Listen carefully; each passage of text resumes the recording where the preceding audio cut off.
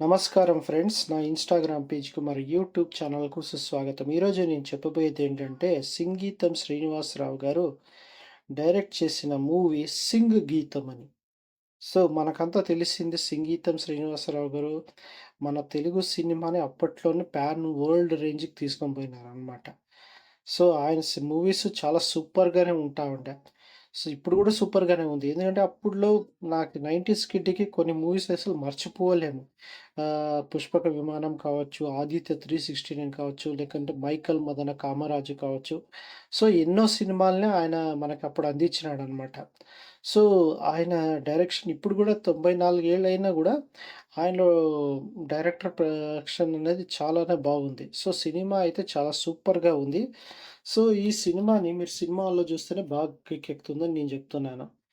So, ఇది ఆయన తెలుగే కాదు, తమిళంలో మరి కన్నడంలో గూడా మంచి సినిమాలు తీసినారనమాట. ఎస్పెషల్లీ 'రాజ్ కుమార్' గారితో 'హాలు జేను', 'చెలిసవ మోడగుడు' ఇంకా కొన్ని సినిమాలేమో చేశారు. రికార్డ్ ఏంటంటే ఆయన 'రాజ్ కుమార్‌తో' పాటు 'రాజ్ కుమార్' గారి కొడుకులతో గూడా సినిమా తీసినారనమాట. అది నిజంగా చాలా పెద్ద గ్రేట్ అనమాట. సో, అది ఒక రకంగా వరల్డ్ రికార్డ్. సో, మొత్తానికి 'సింగీతం శ్రీనివాసరావు' సినిమాలైతే చాలా సూపర్‌గా ఉంటాయి. ఇంకా ఈ 'సింగీతం' సినిమా గురించి చెప్పాలనుకుంటే, మీరు 'సింగీతం' సినిమాని సినిమాల్లో చూస్తేనే బాగా కిక్కెక్కుతుంది. సో, మొత్తానికి ఆహ్, ఇది ఒక ఊర్లో జరిగే కథ అన్నమాట. సో, అది ఏ రకంగా కథ ఏంటి అనేది నేను చెప్పను. సో, మీరు సినిమాల్లోని ఈ సినిమా చూస్తే బాగుంటుంది. ఎందుకంటే సినిమా డైరెక్షన్ గాని, ప్రతిది గాని ఆయన చానా కేర్‌గా తీసుకొని సినిమాని బాగా వచ్చేలాగా చేసినారనమాట. ఒకప్పుడు పచ్చని అడవులతో అలరారిన కుబేరపురం అనే ఊరు అది. తన తండ్రి నుంచి వారసత్వంగా వచ్చిన భూములు అక్కడ ఉన్నాయని తెలుసుకొని వస్తాడు ప్రతాప్.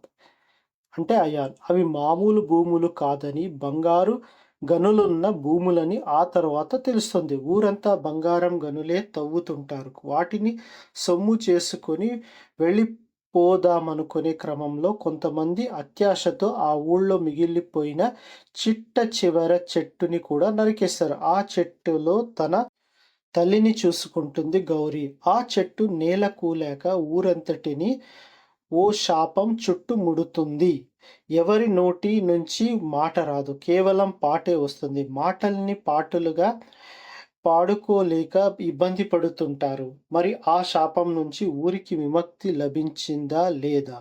మనుషుల్ని అత్యాశ ఆ ఊరిని ఎన్ని రకాల ఇబ్బందులకు గురి చేసింది? తదితర విషయాలు తెలుసుకోవాలనుకున్నదైతే సినిమా చూడాల్సిందే. Thank you. Please subscribe.